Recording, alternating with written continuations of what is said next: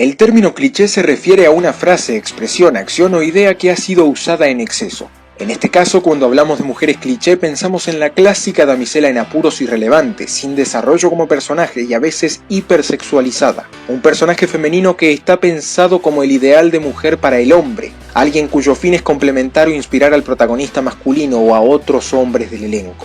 Ejemplos de estos hay a montones, no solo en el anime, sino también en los cómics, las películas de Hollywood, los videojuegos o cualquier otro medio de expresión artística o del entretenimiento, cuyo público objetivo son los varones. Historias en las que, vale decir, los personajes masculinos representan el ideal de hombre para el hombre. Un Gary Stu hijo de perra a quien le sale todo bien por ser el favorito del autor, tiene la admiración de otros personajes masculinos que no son y nunca serán tan geniales como él, y trae como locas a todas las féminas del elenco. Pero culpar de todo a los varones y a sus deseos es digno de una feminista de cartón y sus aliados, pues son varias las historias para mujeres escritas por mujeres donde una fórmula similar se repite, aunque con sutiles diferencias. En Nanatsu no Taizai, por ejemplo, Elizabeth es poco más que un adorno bonito sin personalidad cuya única meta en la vida es meterse en la boca el miembro viril del macho que le gusta. Y aunque Meliodas es un Gary Stu que anda siempre tras las gomas de su muñequita, al menos tiene una meta fija que servirá para el inicio, el conflicto y el desenlace de su aventura. Del mismo modo, en la película Oscuros, la protagonista desea con fervor compartir su vida con Daniel, un hombre guapo, fuerte y atento que solo vive para ella, pero a diferencia de él tiene algunos conflictos existenciales que sirven para mover los hilos de la trama. Simplificando, Meliodas y Luz quieren ser felices al lado de la persona que aman y harán lo que sea para descubrir la causa de su destino maldito que no les permite estar juntos. La única diferencia es el rol de sus respectivos amores. Elizabeth esperará a que Meliodas rompa el ciclo para que al fin pueda vivir feliz junto a su hombre, y Daniel ayudará a Luz a conseguir ese mismo objetivo ya que solita no podrá lograrlo. Ambas historias están sustentadas en una forma de sexismo benevolente, un tipo de sexismo que les gusta incluso a las mujeres muy feministas. Por eso digo que no podemos culpar de todo a los hombres. Sexismo se define como discriminación a las personas por razón de sexo. La segunda acepción de discriminar es dar trato desigual a una persona o colectividad por motivos raciales, religiosos, políticos, de sexo, de edad, de condición física o mental, etc. Tal como expliqué en mi video, el rol de las mujeres en el shonen, en las historias dirigidas a un género en específico se le da más importancia a un sexo que al otro, así como en las historias para niños los adultos son idiotas o no están. Esto se hace para fomentar el sentido de pertenencia de la audiencia. En otras palabras, el mercado necesita discriminar en el segundo sentido de la palabra, pero bajo ninguna circunstancia en el primero, pues al seleccionar excluyendo estaría perdiendo a una significativa parte de la audiencia que, pese a no ser parte de su target, aún así se ve interesada en un producto. En síntesis, no se trata igual a los personajes femeninos de Fullmetal Alchemist que a los personajes femeninos de Naruto, por eso es comprensible que algunas mujeres rechacen la obra de Kishimoto. Aquí es donde entra el machismo, actitud de prepotencia del varón respecto de las mujeres y forma de sexismo caracterizada por la prevalencia de los varones, o sea, retratar a los hombres como superiores, poderosos y autosuficientes mientras las féminas son inferiores, débiles e inútiles solamente por lo que tienen entre las piernas. Fullmetal Alchemist no es machista porque incluso los personajes femeninos cliché como Winry o Rose poseen rasgos humanos que nos permiten empatizar con ellas y crear algún tipo de identificación. Naruto sí es machista porque los personajes femeninos cliché no tienen desarrollo ni personalidad y solo piensan en el hombre que aman. Y todo porque para Kishimoto el sexo del personaje determina la calidad de su escritura. Pero pongamos un ejemplo. Rose entra en una religión que le promete resucitar a su amado. Al descubrir que es imposible hacerlo, ya no sabe a qué aferrarse. Él le dice que no debe aferrarse a nada, que simplemente se levante y siga su camino. Más adelante volvemos a verla muy feliz y con un objetivo claro, agradecida con el pequeño Elric por sus duras pero sinceras palabras.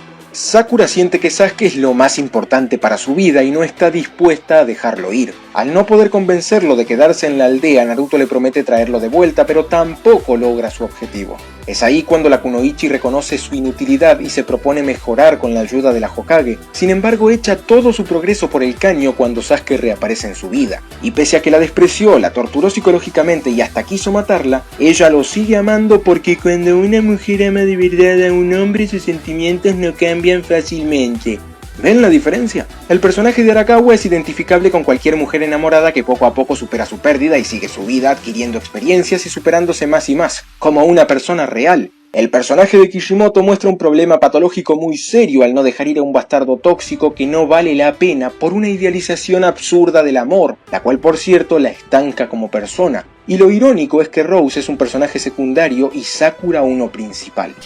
Aún a costa de sonar feminista y dañar el frágil ego masculino de los machos alfa del internet, creo que la mayoría de gente pensante estará de acuerdo con que por mucho tiempo las historias de ficción, así como la realidad misma, que no viene al caso en este video, se han regido por una mirada androcéntrica que han desvalorado mucho a las mujeres, el denominado sexo débil. Basta con ver el modelo de mujer que compañías como Disney plasmaban en sus películas clásicas como Blancanieves o La Cenicienta, las cuales no eran más que el reflejo de la cultura conservadora de aquel entonces. Porque sí, la gente de antes no era machista por culpa de los roles de género impuestos por el malvado y perverso patriarcado y su aliado el capitalismo, sino que era el machismo de la gente lo que fomentaba dichos roles, imposiciones y carencia de derechos. Hoy en día, aunque la mayoría de personas no se consideran feministas, la igualdad de género es moneda corriente y hasta el más conservador estará de acuerdo con los derechos esenciales para las féminas, por mucho que algunos sectores radicales de la izquierda intenten manipular las cosas para sostener la idea de que aún vivimos en un sistema retrógrado que no ha avanzado nada en materia de igualdad. Este cambio de paradigma con respecto al género se percibe a través de la ficción. Por ejemplo, las princesas deconstruidas de la actual Disney como Mulan, Rapunzel, Elsa o Mérida, que llevan años siendo aceptadas por el público de una sociedad que se ha cuestionado los cánones tradicionales femeninos. Gente aún más consumista que, aunque no recibirá con los brazos abiertos a las princesas clásicas, adularán a esa princesa fuerte, valiente y autosuficiente que no necesita de un salvador porque es totalmente capaz de valerse por sí misma y ser la heroína de su propia historia.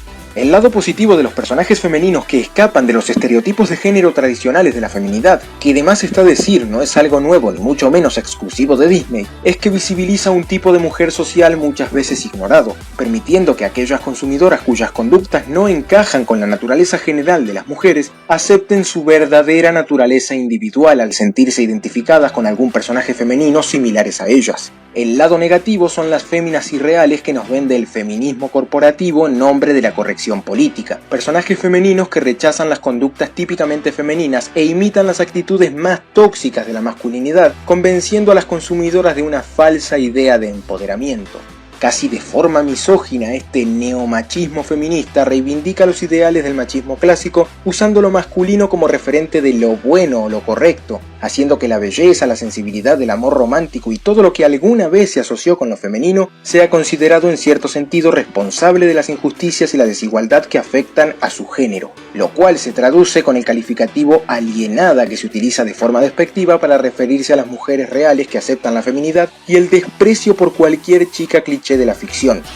La damisela en apuros es un concepto clásico de los medios artísticos y del entretenimiento que suele ser representada como una mujer joven, bella y núbil puesta en graves aprietos por un villano o monstruo y que necesita de un héroe que se lance en su rescate. Sin hacer un análisis previo e ignorando cualquier contexto, referentes radicales del feminismo moderno como la infame Anita Sarkeesian califican como damisela en apuros, débiles e inútiles a cualquier personaje femenino de su género cuya personalidad coincida con la tercera acepción de mujer en el diccionario de la Real Academia Española que deba ser rescatada por un personaje masculino. Error garrafal. Para entender por qué, comparemos a la princesa Peach de Mario Bros con Ashley de Resident Evil 4. Las dos deben ser rescatadas por el protagonista, pero la primera es su interés amoroso, el trofeo o la recompensa por la que Mario está dispuesto a aventurarse, por decirlo de algún modo. Ashley, en cambio, es una universitaria de 20 años sin ningún entrenamiento en defensa personal, y aunque será nuestro objetivo rescatarla, el personaje tranquilamente podría ser el hijo del presidente de los Estados Unidos y no afectaría la historia del juego ni a Leon en lo absoluto. Hacer hombre a Peach convertiría a Mario en gay. ¿Entienden la diferencia? Aunque quizás un universitario no hubiera sido tan sumiso como Ashley por una razón netamente hormonal, pues es la testosterona, hormona masculina por excelencia, la responsable del carácter fuerte en las personas en general. Sin embargo, no hay que olvidar que esta hormona se desarrolla según el ambiente, o sea que Ashley debería ser un poco más agresiva por el simple hecho de ser occidental, como Ellie de The Last of Us, que con solo 14 años te apuñala 15 veces antes de que le metas el nepe. Algo criticable de Ashley podría ser eso, que su feminidad es más de una japonesa que de una estadounidense, cosa entendible, pues el juego es de Japón, aunque tampoco es un justificativo válido, ya que de este país salen personajes femeninos espectaculares como las heroínas del gran Hayao Miyazaki.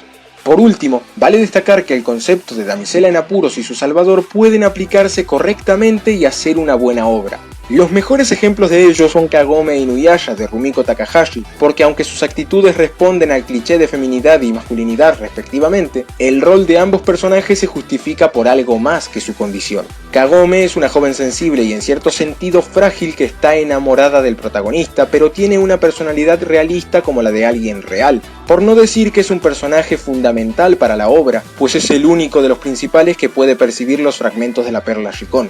Y si bien Inu es un chico de personalidad fuerte que piensa cosas como los hombres nunca lloran y siempre se lanza en rescate de su amada, posee rasgos humanos propios de cualquier joven de la realidad: miedos, dudas, tristeza. El carácter de Inuyasha está justificado en su trágica infancia. La fragilidad de Kagome está justificada en su edad y en la época de la que viene, por eso Kikyo es muy diferente a ella. Asimismo, un personaje femenino cliché como Elizabeth o Hinata, o sea que centra toda su vida en el hombre que ama, tampoco está mal si este sirve para la historia. El mejor ejemplo es Misa Amane de Death Note, cuya personalidad es la ideal para que Light la manipule. Si ella fuera de carácter fuerte, emocionalmente dependiente y lo suficientemente inteligente como para darse cuenta de lo tóxico que es el protagonista, sería imposible para ella cumplir la función por la cual fue concebida. Es más, por ser como es, Misa es un problema para Light, pero este no puede deshacerse de ella porque es una herramienta indispensable para cumplir su objetivo debido a los ojos de Shinigami. Bueno, esto sería todo por el momento. Si les gustó el video no se olviden de dejarme un pulgar arriba, comentar y suscribirse. Pero antes de despedirme les pido que me sigan en mis redes sociales, principalmente en Instagram, cuyos enlaces les dejo en la descripción. Adiós y nos estaremos viendo muy pronto.